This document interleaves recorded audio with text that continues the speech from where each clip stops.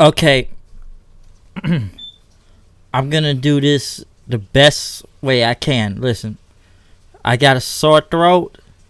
I'm going to drink some tea after this and take some more Mucinex. But I am going to do this review the best way I can. Don't get me wrong. I was really hyped for that main event. That shit was nuts, and we'll get into that because there's a lot to talk about. I just don't get the voice for it right now.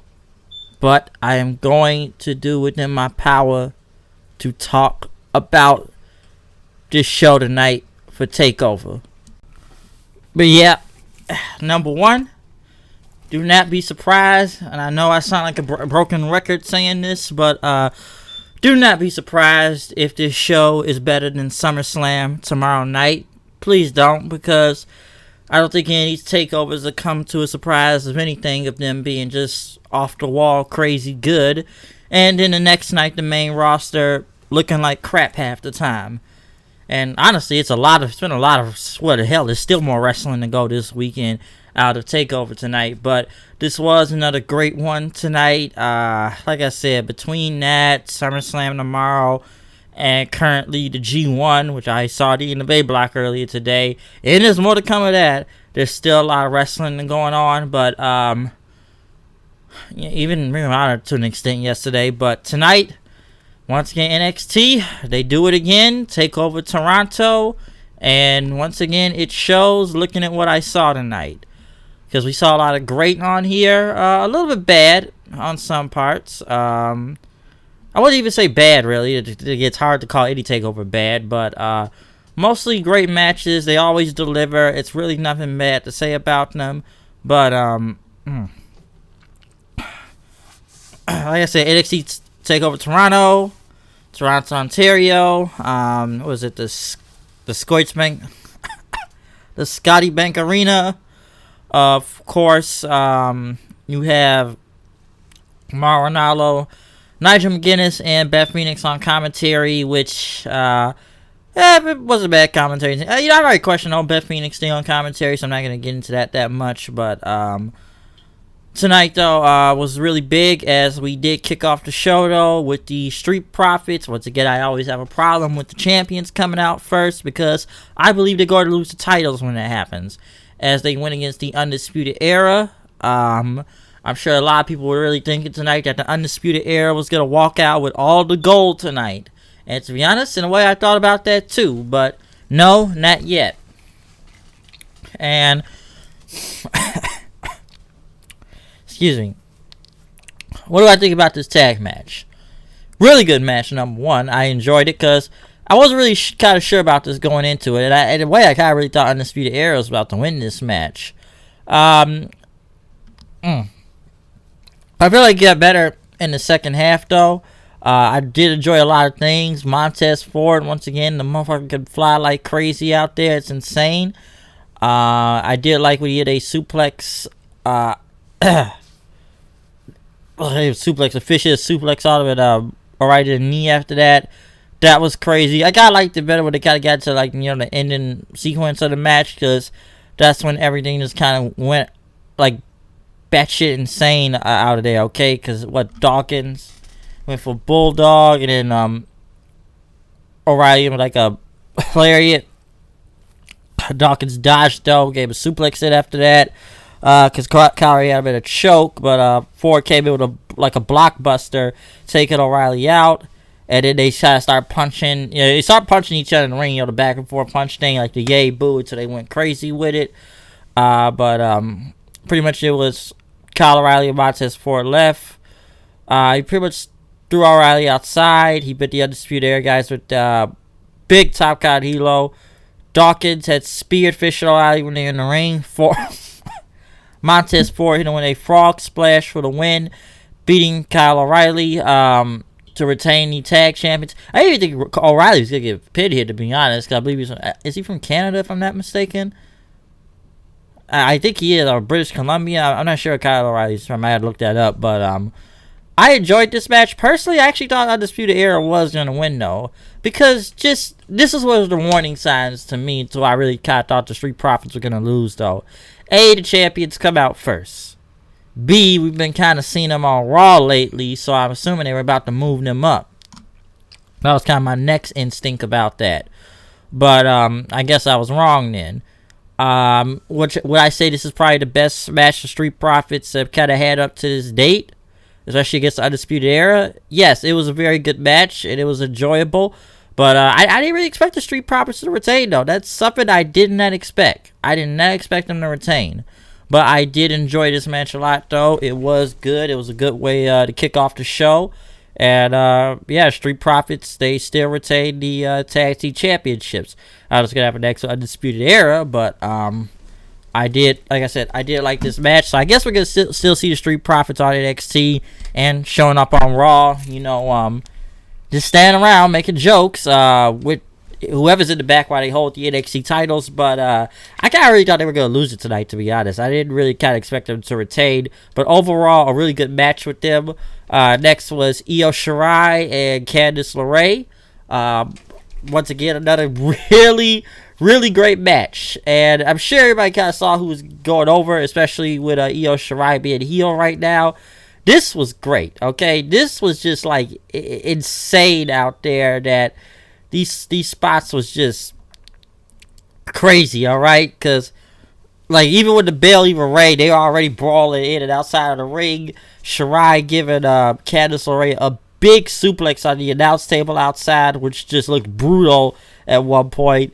Because LeRae did get eventually back into the ring, though, before the 10 count. Because Shirai pretty much dominated, went in on her. Hit her with an air raid crash for 2 counts. One other big spot I did like was LeRae kind of dodging the 619 from Shirai, hitting her with a neck break for a 2 count. That was a good dodge out there, I will say that.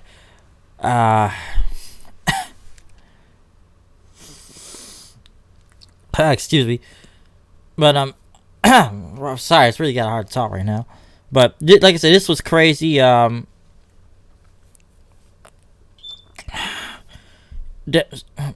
I really cannot talk tonight. But like I said, though, pretty much crazy out there. I did like when Shirai had pretty much dodged Candice LeRae, when she pretty much dodged the springboard and hit her with a deadlift suplex. That was pretty crazy.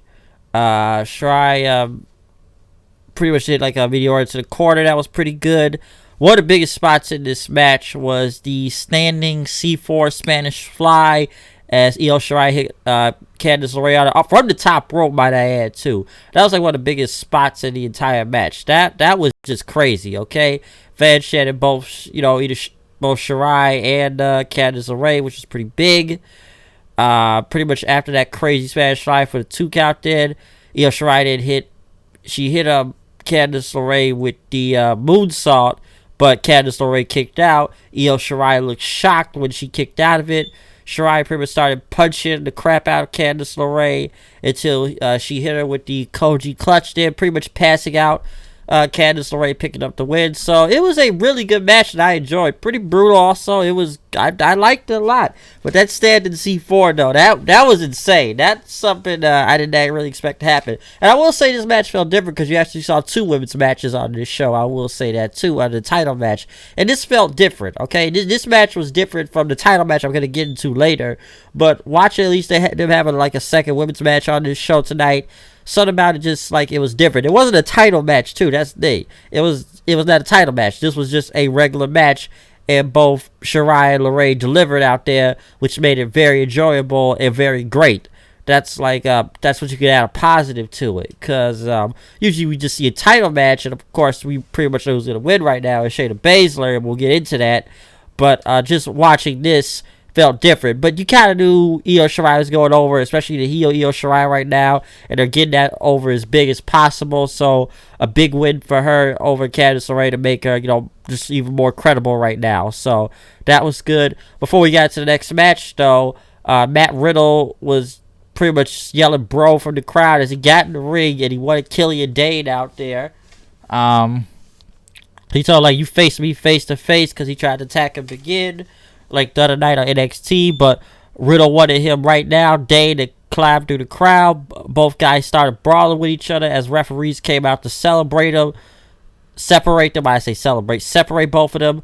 But Riddle pretty much he got out of there, and what did he do? I think he hit Killian David with a Superman punch, and he got him with a V-trigger knee. Once again, the security guys started trying to separate him again. Riddle started beating up the security guards then after that, because he hit almost like a rain trigger. And then he hit, somebody pointed this out, the dude was from Impact, the Stone Rockwell guy, the Indiana Jones dude. He hit him with a GTS as Killian David beat up some of the security guard guys also. Riddle pretty much had put Dane in a sleeper hold, but Dane pretty much had another security guard with him, and they left off the stage onto a bunch of tables. Then pretty much like, I'm gonna kill security guard also. It's like, everybody's coming with me. If I'm taking Riddle down, I'm gonna take this guy with me too. So a little fun brawl. Hopefully we see the match pretty soon, but it was a good brawl, at least to hype up whenever that match is. Most likely will probably be on NXT or maybe the next Takeover for all I know. But a little good, quick brawl just to hype up that match more, and I think people wanted to, like I said, they were pretty much, excited to see, Riddle and Dane brawl with each other for a second. Next was the North American Championship on the line. One thing that was kind of different that happened was the Mounties theme music played. It's Canada and everything, so the Mounties music played. But then everything went dark, and it's almost like they tried to remix it, which they pretty much, showed the Toronto Raptors logo. Of course, they won the playoff, the NBA championship right now. So they are the champions, the Raptors, and I guess I don't know if it was like the cheerleaders or whatever, or the dancers, but they had Raptors gear on and they started dancing. Next thing you know, Dream's music hit. Velveteen Dream came out, which his gear is just crazy, but you get like a Toronto Raptors logo on his headband, and the dude just like had like a lot of red and white on, which was pretty crazy. And then, the dancers started dancing to his theme also, which they were all beat with it too, so that was pretty good. So I did like Velveteen Dream's entrances are just always fun to watch, because you never know what he's gonna come out with, or he's trying to troll you half the time. Because what was it in New York last time? Or even back in NXT Takeover 25 and everything, from the Statue of Liberty or Hollywood Hogan or whatever, or Hogan just like trolling you. Yeah, so like I said, Dream's entrances, like, you never know he's trolling you out there. It's always fun to watch. But pretty much then, after his entrance, Roderick Strong came out. Also, Pete Dunne, once again, probably one of the best matches, one of the other great matches of the night. This triple threat, man, this was insane. It's almost hard to name all the damn sequences they did, just triple threat moves that just look insane out there. Probably the one that was like my favorite was when everybody started super kicking each other, and I know, what was it, Dream, he did like the Death Valley Driver on Pete Dunne, and then Roderick Strong hit him with an Olympic Slam. Then that was pretty crazy. Strong was going in out here. Okay, Strong was already going out at the beginning, pretty much throwing both of these guys outside, hitting with back suplexes on the freaking barricade out there that just looked crazy. It was like insane. Dunn pretty much doing his stop in on both guys, throwing them out. Even they start working with each other. That's what was crazy about triple threats. Like, they start beating up Dunn real quick, and then when they notice Dunn's down, they start fighting each other. Then Mauro Ranallo is just like going crazy. Like, if one thing you can say about Takeover, it's always great to have Mauro Ranallo right now. This is like some people would say right now, this is the JR of the day, if you want to go with that statement. But this guy was just going nuts on it. And Dream, he was even hitting a sharpshooter on was Strong, which of course, Bret Hart and everything, so the crowd would go crazy for that. Dunn pretty much missile drop kick Dream did, getting him out of there then. Strong to drop kick Dream did also, which next thing you know, this was kind of crazy. They started getting up to the top rope, and it just looked like an angle slam, I think Strong did on Pete Dunne. And like Dream, it looked like he jumped, but he did like a, almost like just a sunset flip, not sunset flip, but pretty much a front flip, fall to the ground. But like all three guys just going down, which was kind of crazy. Also, I think after, oh yeah, you know what? They got the angle slam. Also, is that Dunn gave him the X-Plex did. That's what all three guys was down. That was a crazy spot. Pretty much as they all tried to get up. Did Strong pretty much well he reversed Dunn. He hit him with a power bomb. Did and then he hit him with like his own triangle, like kind of choke thing. Also on Dunn, like, you know, kind of like on the ropes, like the turnbuckle. Next thing you know, Velveteen Dream does a crazy coast-to-coast elbow drop on Dunn, breaking up that move. Next thing you know, Strong, he's got both Dunn and Dream on the ropes, right? They're hanging on the ropes like this. Roderick Strong, he just goes back and forth like 3-4 times, like one, 1-2 punch. Like, it was almost like a elbow thing. Like, he elbows one and run across the ropes, elbows the other. Goes back across the ropes, elbows both like at a time. It was almost like whack-a-mole almost. It's like, I'm going to run this way, I'm going to hit you with both elbows like this, like, hit one, hit two. And I would run back off, like, hit one, hit two. So that was like a crazy thing right there that the crowd went crazy for. But, you know, like I said, when he did that was the whole running stiff punch thing. Strong pretty much got both of them. He tried to give, I guess, the stronghold in, which, you know, it worked for a second until he gave up on it. Dream and even tried to do his own thing, getting them, but that did not work. To give it to both of them into the Death Valley Driver, but he could not lift both of them up there. Next thing you know, Pete Dunne grabbed both of them, doing his little Marty Skrull finger snap thing. He hit Roderick Strong with the bitter end, but as he had the pin, the referee was counting, but before the referee could count to 3, Dream jumped and grabbed the referee's hand so that he could not count to 3. Then instead of breaking up the pin, he grabbed the referee's hand like, stop right there. You are not going to pin this, okay? You're not going to do it right now. But there's, like they said, this is a no disqualification match. This is a triple threat, so anything goes. Dunn pretty much started stomping on Dream then for several seconds, and he hit him with a PK. He tried to hit a Boston Crab on Dunn, but did not work. Tried to Lion Tamer. Dream pretty much came back in and knocking Strong out of there. Strong pretty much hit Pete Dunne in with a into heartache. But next thing you know, Dream pretty much, I guess, hit a purple rainmaker from the top rope. Pretty much knocking Strong out of the way and getting the pin over Pete Dunne for the win, retaining the NXT North American Championship. So this was great. This was a very, very great match. That was very enjoyable, and I liked it. Okay, this was great.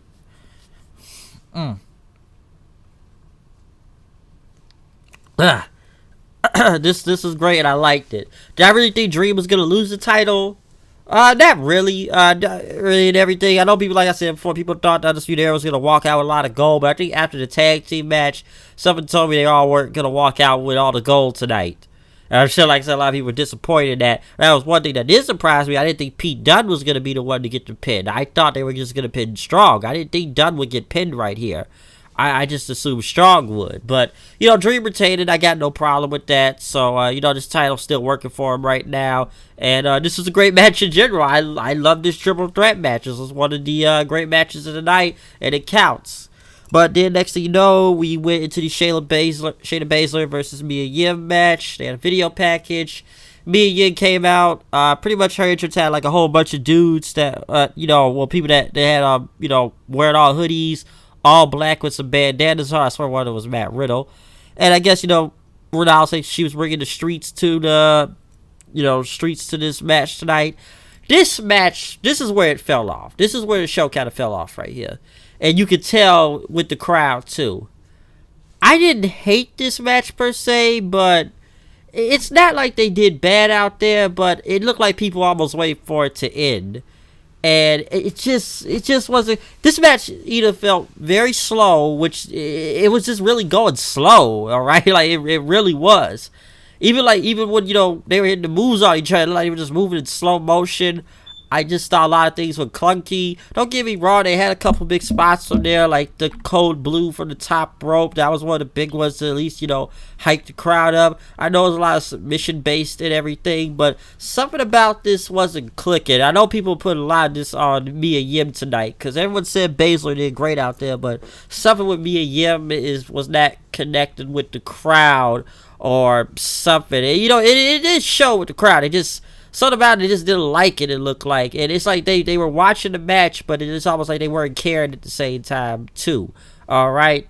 But, in my opinion, this was like one of the ones that just wasn't that good. This was probably, if you want to go on point, this is like one of the worst matches of the night, to be honest. And that's saying a lot, especially for a takeover. Because, what was it? I did, like I said, I did like the cold blue from the top rope. I did like the Suicide Eyes also.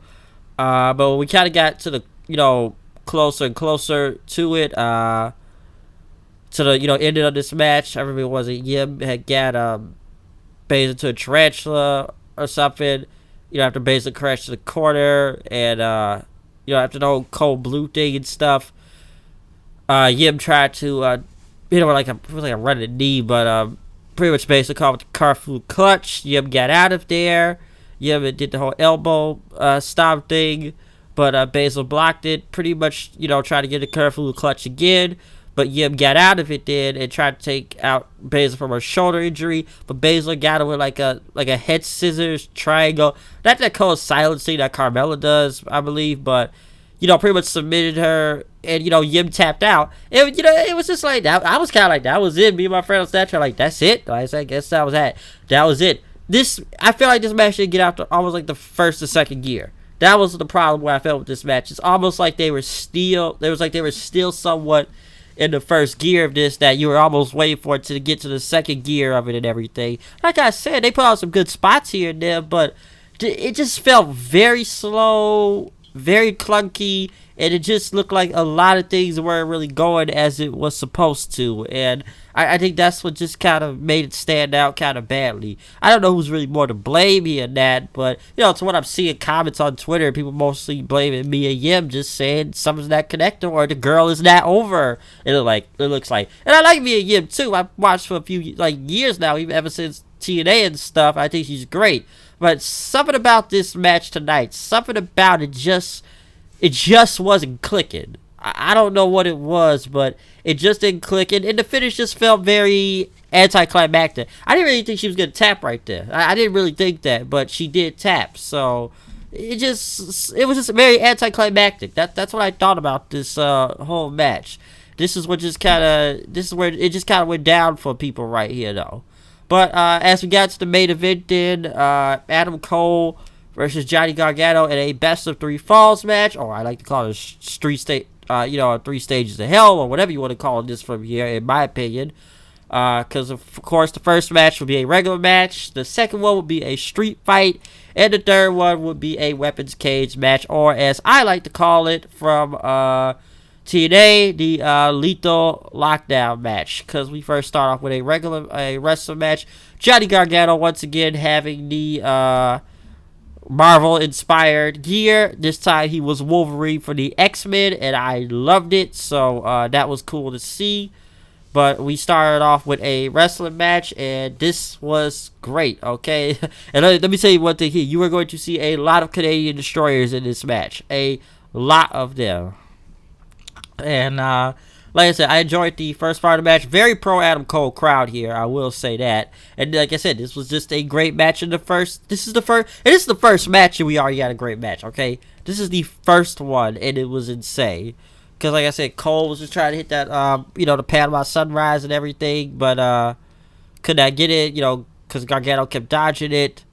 And after he kept going for it, it just did not work, and he fell due to his knee. Gargano got him with a code breaker, it looked like, as Cole pretty much Gargano with a Michelin driver, but it did not work.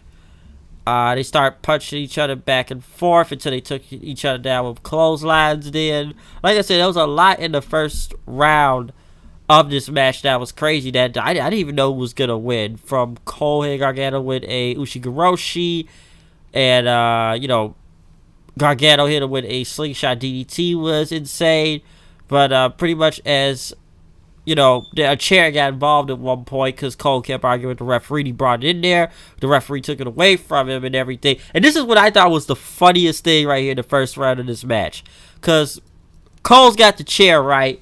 He goes in there. He has the chair. He just walks in. The referee takes it from him. And then next thing you know, he just like casually walks by and just kicks. He just kicks Gargano in the nuts like it was nothing. Okay, that's just the funniest thing about it. Like, all right, referee takes the chair. The referee's distracted. He throws the chair outside. Cole casually walks over to Gargano, kicks him in the nuts. The nuts, okay? He just kicks him in the nuts like it's nothing. And that's what makes it cool about that for some reason. Gargano did kick out of it, though, so I thought that was pretty funny. But as you know, Cole started to sit on the chair then. The referee and him started arguing with each other then. Pretty much the referee side was in charge. Gargano hit him with a super kick. But then next thing you know, Gargano took the chair and he hit Cole with it, pretty much causing disqualification. And since he hit him with the chair a few more times and everything to his back and stuff, next thing you know, the next round was about to start, and the second match was going to be a street fight. So next thing you know, we're now in the in a street fight right now, since he hit him with the chair. And then I kind of like how Gargano just sat in the chair there, just hey, I'm just gonna sit, strike pose, just gonna sit for a minute. And as he said, the referee said, this is now the second fall of this match, a street fight. Next thing you know, Gargano threw Cole into the crowd then, which he even took a selfie picture with some fans, which was kind of funny. They pretty much ended up going all the way back into the ring, super kicking him back over the barricade, and then Gargano pretty much, he put Cole in a wheelchair and, crashed him to the gates and stuff, and then he did a crossbody through the timekeeper's area, knocking the barricade also down too. Gargano got an announce table. This is where it got crazy. But yes, as they are on the announce table then, pretty much on the announce table then, I guess Cole was out to get Gargano. They tried to almost like a power bomb to the table. Looked like it was about to go. What happened? But Gargano pretty much back body dropped Adam Cole through the Spanish announce table. The crowd, of course, goes, holy shit then. Maradona said, holy S indeed, which was crazy.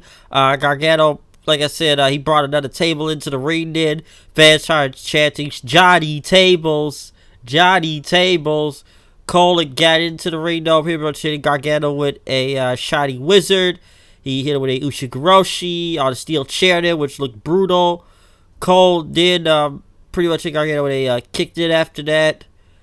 He pretty much dodged it, which I thought this was kind of crazy right here. Gargano pretty much ended up long darting Adam Cole into a steel chair in the corner of the ring, which looked pretty cool. And Gargano hit him with the Gargano escape for the win. Pretty much a tap out then after that. So it is 1-1. And now as we get into the third stage of hell, as some people will call it, the weapons cage match. Or in other words, lethal lockdown. As in TNA, which there were weapons all over surrounding the ring. There was a cage with weapons all attached to it and barbed wire at the top. Fans started chanting ECW did, as both of them were on their feet. The only way you can win is by pinfall or submission. Right off the bat, these guys start going crazy, like crazy on each other. One thing, like I said, I was going crazy was when both of them start beating the hell out of each other with kendo sticks there, just going back and forth until both of them hit a super kick with each other at the same time, knocking each other out. Fans chanted NXT like crazy. What was the difference as they got on their feet? Gargano hit Cole with a freaking reverse Franken driver, which he landed. He sat on the chair, like he landed on the chair sitting. And then next thing you know, Gargano does his DIY kick on him, knocking Cole down while he.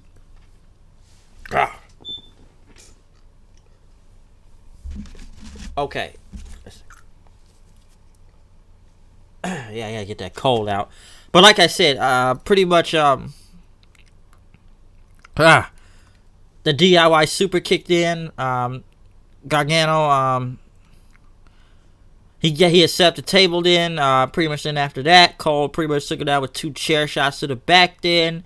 One thing I did like, I don't know if I got to mention this with, what was it, when Cole or Gargano threw a chair at, yeah, we Gargano threw a chair at Cole's head, which was pretty crazy after that. They started trying to pull weapons from the cage then, throwing them at each other.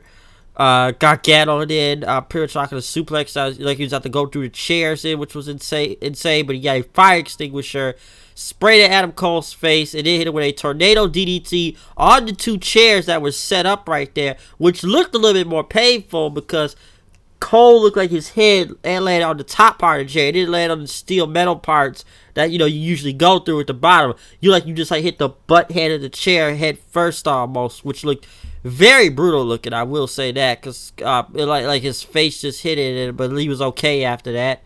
Gargano started hitting Cole in with a kendo stick then. He even got the sledgehammer he was going for, which of course Mauro would say it's time to play the game, Triple H style.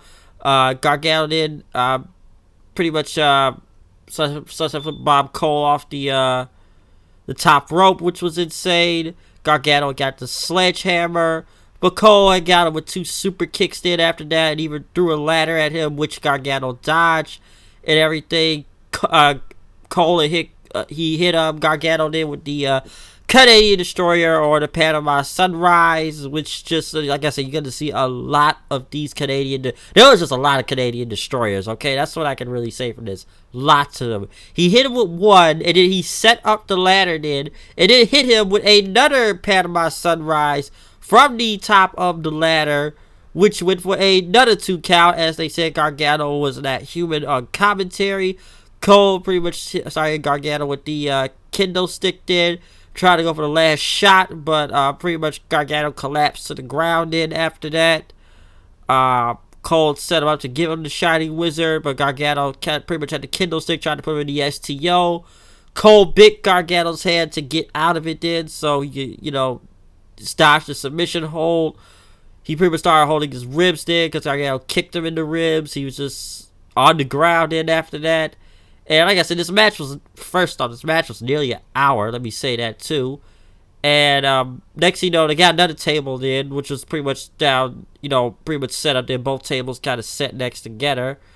Gargano pretty much had him go for the had a kendo stick there, but Gargano pretty much was going to go for the ladder. He when they connect once again another Canadian Destroyer, except Gargano did the Canadian Destroyer this time, and Cole kicked out of that.